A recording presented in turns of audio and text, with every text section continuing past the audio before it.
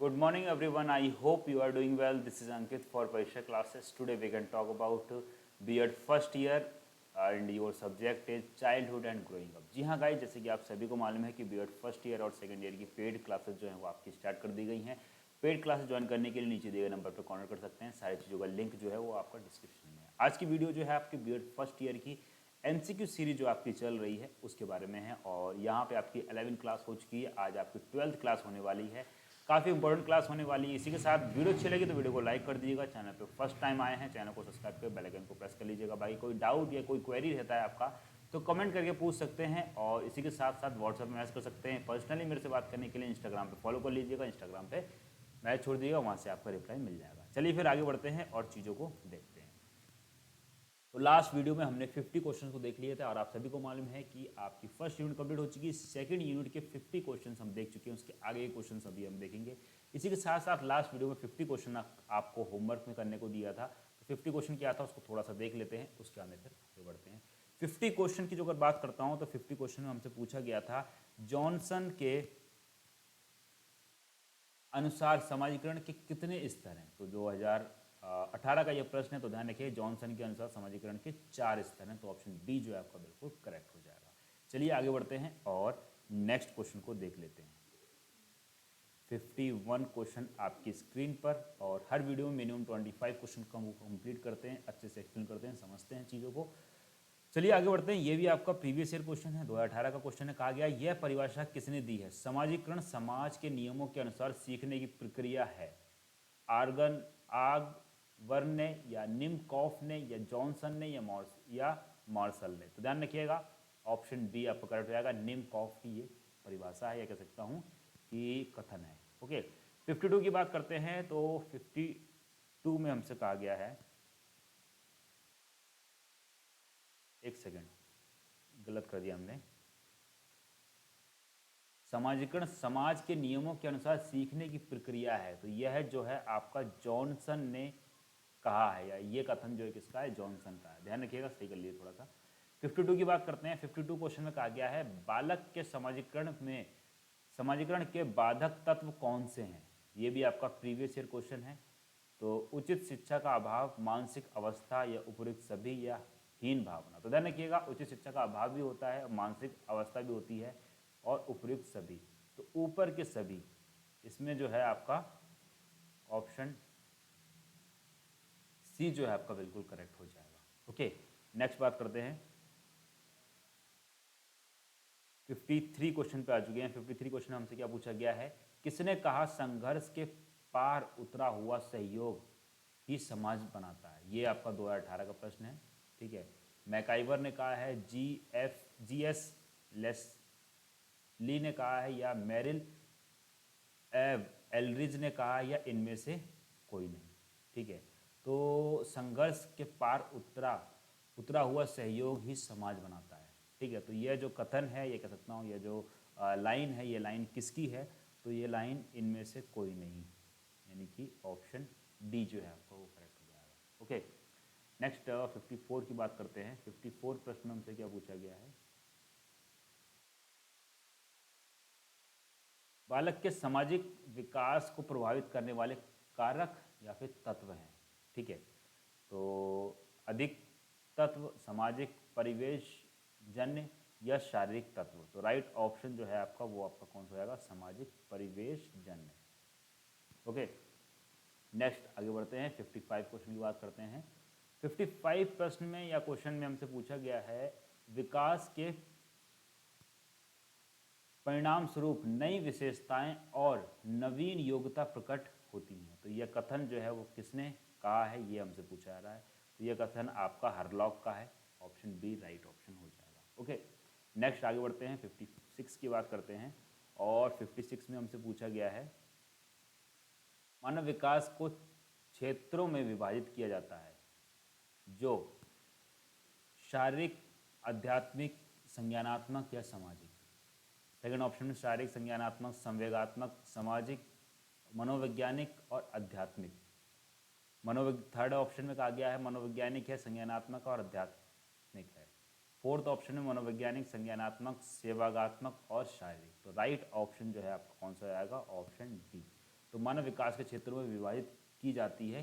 कौन कौन से? मनोवैज्ञानिक में, फिर संज्ञानात्मक में, फिर संवेगात्मक में और फिर शारीरिक में। तो ऑप्शन डी जो है आपका बिल्कुल राइट हो जाएगा। ओके, नेक्स्ट 57 की बात करते हैं। और 57 हमसे पूछा गया है, मुझे नवजात शिशु दे दो, मैं उसे डॉक्टर, वकील, चोर या जो भी कहो बना दूंगा। बहुत इंपॉर्टेंट है गाइस, और ये जो है आपका राइट ऑप्शन जो है ये आपका वॉटसन है। इसको किस तरीके से याद कर सकते हो, ध्यान रखिएगा। तो वॉटसन क्या कर रहा है, वॉटसन जैसा चाहे वैसा बच्चा को बना दे रहा है। तो वॉटसन बच्चे की वाट लगा दे रहा है। वॉटसन बच्चे को डॉक्टर बना देगा, इंजीनियर बना देगा, चोर बना देगा, कुछ भी बना देगा। तो ये कहा क्या गया, मुझे नवजात शिशु दे दो, उसे डॉक्टर, वकील, चोर या जो भी चाहें बना दूंगा। आप जो चाहेंगे मैं उसे वो बना दूंगा। तो ये कथन जो है वॉटसन का, ये बहुत इंपॉर्टेंट क्वेश्चन है, हर साल पूछा जाता है। ओके, नेक्स्ट आगे बढ़ते हैं, 58 क्वेश्चन की बात करते हैं। और 58 प्रश्न में हमसे क्या पूछा गया है उसको थोड़ा सा देखते हैं। 58 प्रश्न में हमसे कहा गया है,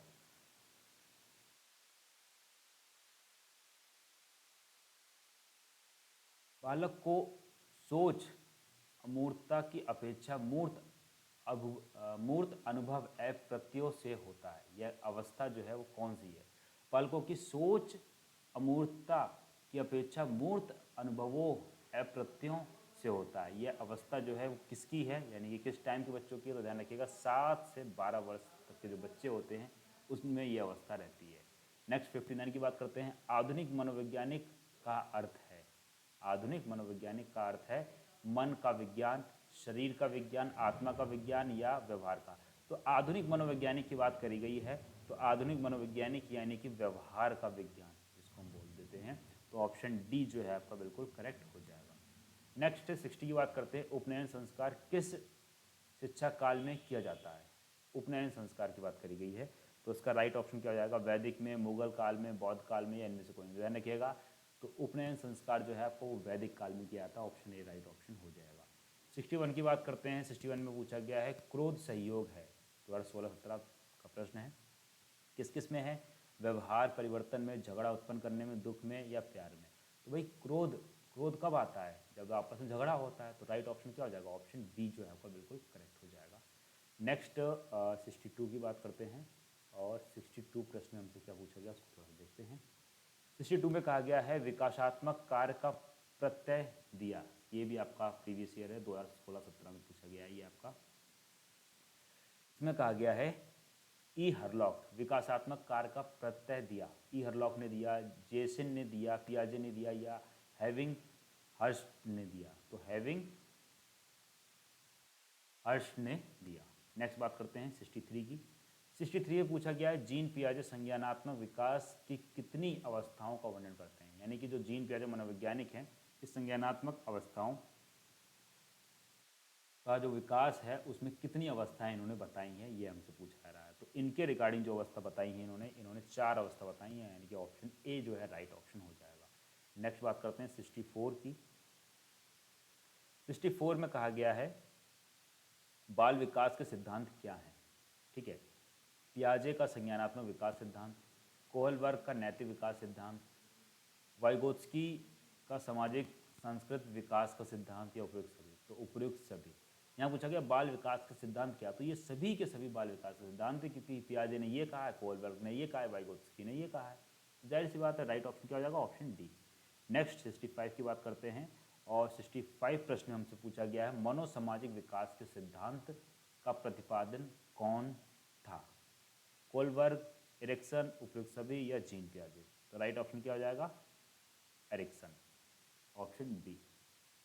नेक्स्ट 66 की बात करते हैं। 66 में हमसे पूछा गया है, संज्ञानात्मक विकास का प्रथम अवस्था कौन सी है? तो ध्यान रखिएगा, संज्ञानात्मक विकास की प्रथम अवस्था जो होती है वो संवेदो पेशी अवस्था संज्ञानात्मक विकास की प्रथम अवस्था है। 66 का ये ऑप्शन राइट ऑप्शन हो जाएगा।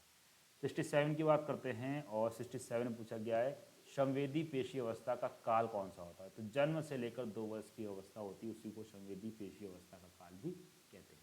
ओके, नेक्स्ट 68 की बात करते हैं। सामाजिक अभिवृद्धि और विकास का अर्थ है अपनी और दूसरी की उन्नति के लिए योग्यता में वृद्धि। यह कथन जो है वो किसका है, ये हमसे पूछा जा रहा है। हरलॉक का है, सोरेनसन का है, तो ये कथन किसका है? सोरेनसन का है, यानी कि ऑप्शन बी जो है आपका बिल्कुल करेक्ट हो जाएगा। ओके, नेक्स्ट आगे बढ़ते हैं, 69 की बात करते हैं।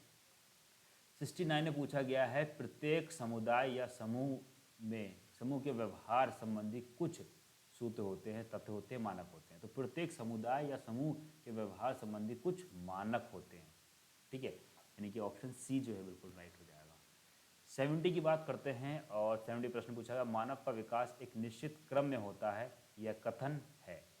तो मानव का विकास एक निश्चित क्रम में होता है, बिल्कुल ठीक है। यह कथन किसने कहा है? तो यह कथन सिरले एंड गैसेल ने कहा, यानी कि ऑप्शन बी जो है बिल्कुल राइट हो जाएगा।